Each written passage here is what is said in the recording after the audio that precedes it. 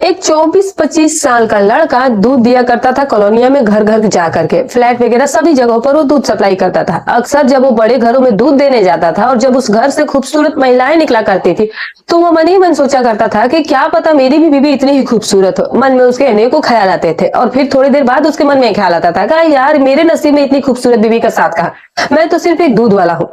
लेकिन दोस्तों कहते हैं ना कि कोई आदमी अगर कोई चीज शिद्दत से चाहे और हिम्मत ना हारे तो कुछ भी असंभव नहीं है आज के डेट में। वैसे वो यूं ही मन में सोचा करता था और अपने मन मार करके अपनी दिनचर्या पर लग जाया करता था। एक दिन अचानक एक फ्लैट में जब वो दूध देकर के नीचे उतर रहा होता है, तभी अचानक से पीछे से आवाज आती है कि दूध वाले भैया रुकिए। वो पीछे मुड़ करके देखता है और देखने के बाद जब वो उस महिला को देखता है तो फिर उसकी जो नजरें होती है वो ऐसे गड़ जाती है कि मानो जैसे कि उसके पलक झपकने का नाम ही ना ले रही हो। ऊपर से नीचे तक वो उसे निहारे जा रहा था, बेहद ही खूबसूरत, और उम्र भी लगभग 25-26 साल के आसपास रही होगी। उसके बाद दोस्तों ये जो महिला होती है वो कहती है कि क्या हुआ भैया, मुझे यूं ऐसे क्यों देख रहे हो? तो वो अपने आप को झिझकते हुए कहता है कि अरे कुछ नहीं भाभी, बस यूं ही, मैं आपको देखा तो बस देखते ही रह गया कि आप कितनी खूबसूरत हो, भगवान ने आपको बड़ी ही फुर्सत से बनाया है। वो बहुत तारीफ करता है। उसकी तारीफ सुन करके वो महिला मुस्कुराने लगती है और मन ही मन वो बहुत ज्यादा खुश भी हो जाती है। तब तक वो कहता है कि हाँ भाभी बोलिए ना, क्या बात है? तो वो कहती है कि भैया एक काम करो ना कि कल से 1 लीटर दूध मुझे भी दे दिया करना। तो वो कहता है कि ठीक है भाभी, मैं आपको बेशक दूध ला करके दे दिया करूंगा। दोस्तों जैसे इन दोनों की बातचीत खत्म होती है, वैसे ही वो दूध वाला अपने जैसे ही घर की तरफ मुड़ने का जाने का कोशिश करता है, मन ही मन में वो कहता है कि यार इतनी खूबसूरत भाभी है, इसके पास तो पूरा फैक्ट्री पड़ी हुई है, तो फिर इसे दूध की क्या जरूरत है। लेकिन कहीं ना कहीं वो बात ये महिला सुन लेती है। जब वो व्यक्ति अगले दिन दूध देने आता है तो महिला जो वो सब सुनी रहती है उसके दिमाग में वो घूमती रहती है।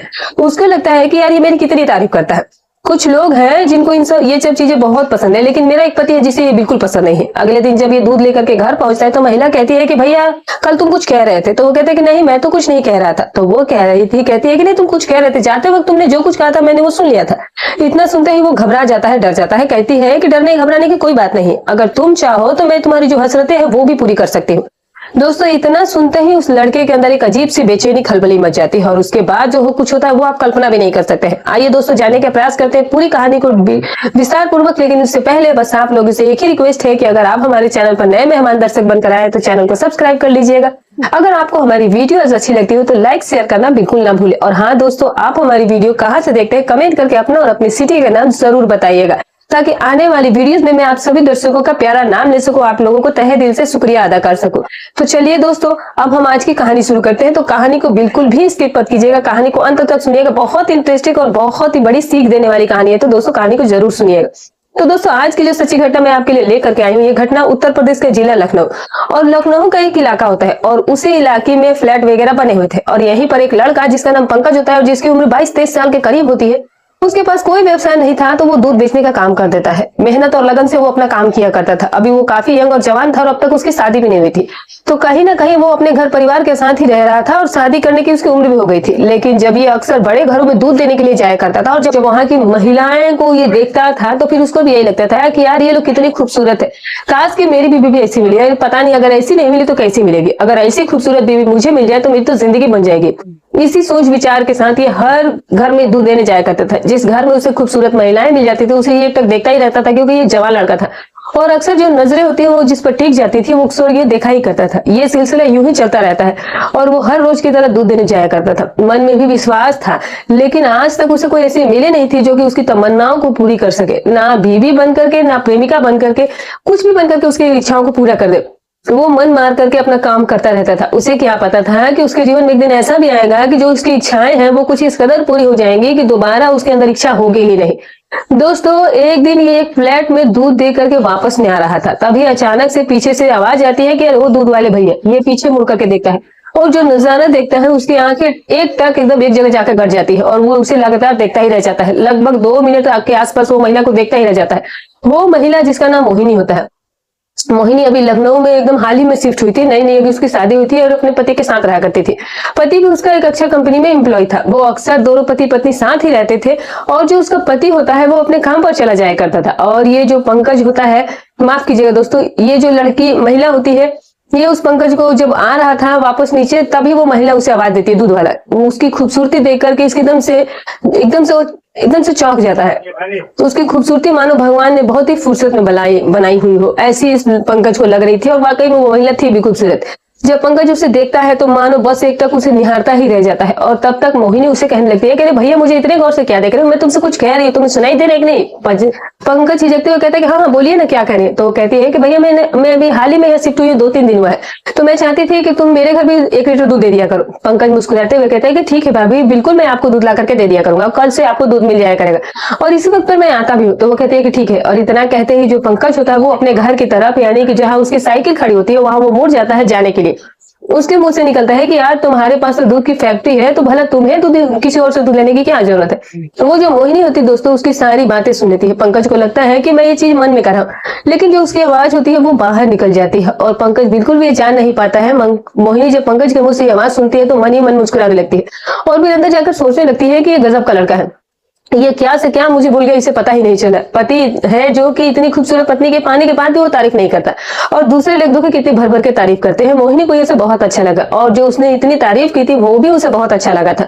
उसके बाद दोस्तों पंकज भी बहुत खुश था। उसे लगा कि यार मेरे पास कस्टमर्स तो बहुत सारे हैं, लेकिन ये सारे कस्टमरों में ये कुछ महिला अलग ही है, इतनी खूबसूरत और दिखने में इतनी स्मार्ट। उसके बाद दोस्तों पंकज अगले दिन दूध लेकर के आता है, लगभग सेम टाइम पर आता है। पहले वो सारे ऊपर के फ्लैट में जाता है, वहां से दूध देकर के वापस आता है और एक बेल बजाता है आकर। मोहिनी बिल्कुल ही सज संवर कर बैठी हुई थी, क्योंकि उसकी अभी नई नई शादी हुई थी और उसके पास कोई विशेष काम भी नहीं था, क्योंकि बच्चे वगैरह थे नहीं, बस पति के लिए खाना पीना बनाया और फिर सज धज करके तैयार होकर के टीवी देखा करती थी। बेल बजती है तो वो दरवाजा खुलता है। मोहिनी सामने से बिल्कुल एकदम से मानो परी की तरह दिख रही थी। जैसे ही उसको पंकज देखता है तो फिर देखता ही रह जाता है, उसकी नजर फिर से उसके ऊपर टिक जाती है। वो ध्यान ही नहीं देता है कि गर्म पतीले में दूध डालूं या ना डालूं, उसका दूध हाथ ही में रह जाता है और मोहिनी के हाथ में पतीला रह जाता है। मोहिनी का चेहरा वो बिल्कुल निहारे जा रहा था, तब तक मोहिनी कहती है अरे भैया दूध तो डाल दो। पंकज उसको दूध देता है और फिर थोड़ा सा मुस्कुराने लगता है। उसकी मुस्कुराहट देख करके मोहिनी जो होती है वो भी मुस्कुरा देती है। कहीं ना कहीं पंकज को ये चीजें बहुत अच्छी लगी थी। जैसे ही मुड़ करके जाने लगता है तो मोहिनी कहती है कि भैया कल आप जब वापस जा रहे थे तो तुम कुछ कह रहे थे, मैंने सुन लिया था। तो वो कहता है कि नहीं भाभी, मैंने तो ऐसा कुछ भी नहीं कहा। तो पंकज बिल्कुल डर जाता है, घबरा जाता है कि कहीं ऐसा ना हो कि कुछ ऐसी वैसी बात बढ़ जाए और आज पहला दिन है, कहीं कुछ बात का पतंगा ना बन जाए। तो मोहिनी कहती है कि नहीं भैया, आप कुछ कह रहे थे कि आपके पास तो फैक्ट्री है पूरा और आपको भला दूध लेने की क्या जरूरत है। ये सुनते ही पंकज के मानो होश उड़कर रह गए थे। वो समझ गया था कि मेरी बातें जो है वो मोहिनी ने सुन लिया था। उसके बाद दोस्तों मोहिनी कहती है कि तुम्हें एक बात पता है कि नहीं पता है। वो कहता है कि नहीं। तो मोहिनी उससे पूछती है कि पहले एक बात बताओ कि तुम्हारा नाम क्या है। तो वो कहता है कि मेरा नाम पंकज है।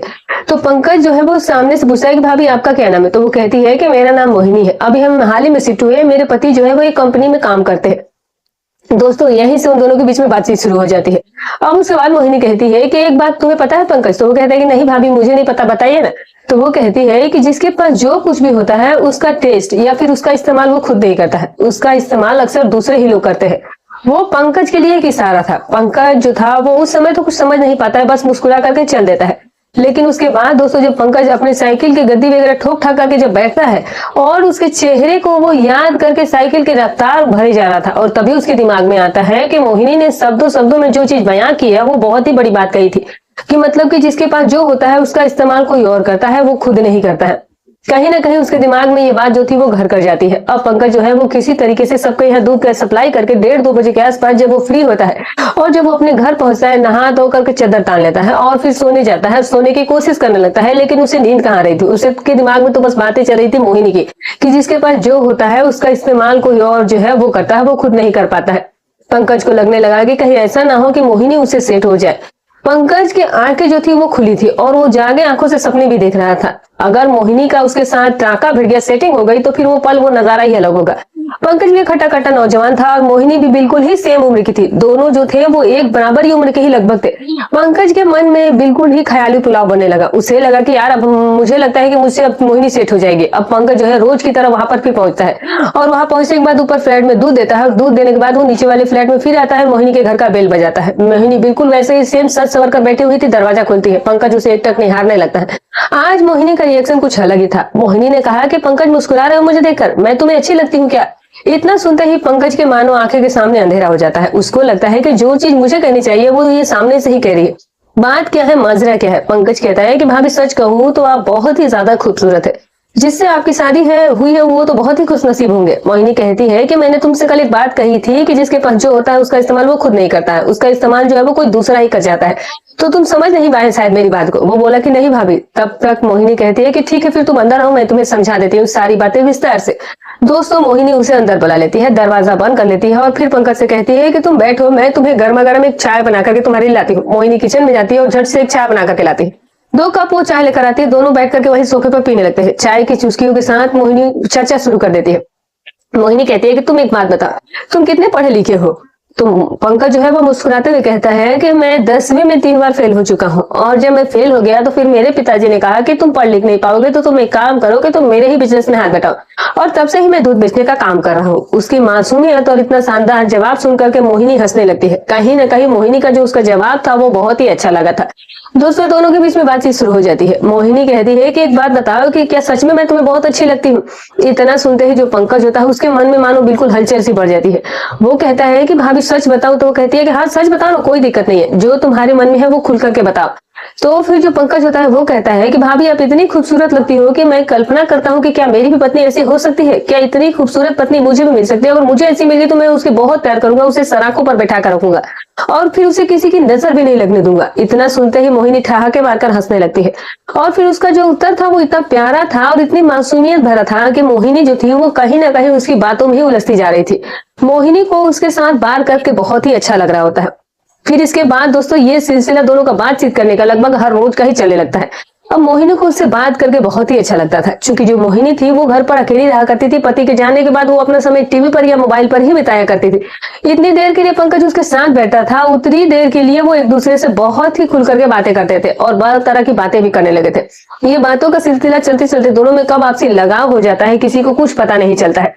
एक दिन वही टाइम था दूध देने का। पंकज जो था वो उसके घर आता है। मोहिनी उसे फिर से अपने घर में ले जाती है, बेडरूम में मतलब हॉल में ले जाकर बैठाती है हॉल में, और फिर दोनों चाय बना करके पीना शुरू कर देते हैं। फिर उसके बाद मोहिनी उसे बात करी थी और बात करते करते मोहिनी उसका हाथ पकड़ लेती है और कहती है कि सच बताओ पंकज, तुम मुझे वाकई में बहुत प्यार करते हो? इतना सुनते ही पंकज कहता है कि मैं कोई ऐसा इंसान तो हो नहीं कि मैं आपको कुछ करके ऐसा दिखाऊं, लेकिन सच बताऊं कि ऐसा कोई दिन रात नहीं है कि जब मैं आपको याद ना करता हूँ। मैं आपको याद करते करते कब मुझे नींद आ जाती है मुझे पता ही नहीं चलता, और जब मुझे नींद आती है तो आप मेरी सपनों में आती हो। तो वो कहती है कि अच्छा सपनों में आते हो तो क्या देखते हो? तो वो कहता है कि मैं देखता हूँ कि तुम मेरी पत्नी और मैं तुम्हारा पति हूँ और मैं तुम्हें बहुत प्यार करता हूँ। यह बात सुनकर मोहिनी के शरीर में हलचल पैदा हो जाती है। कहीं ना कहीं मोहिनी उसका स्पर्श पाने के लिए बिल्कुल ही परेशान होने लगी थी। दोस्तों मोहिनी उसका हाथ पकड़ लेती है और उसे कहती है कि मैं अगर सच में मैं तुम्हारी पत्नी की तरह तुम्हें प्यार करूं तो वो कहता है कि ये तो फिर वो मेरी जिंदगी का सबसे बड़ा सौभाग्य होगा, लेकिन मेरी किस्मत में कहा, मैं तो एक दूध वाला ठहरा और आप इतने बड़े घर की मालकिन हो,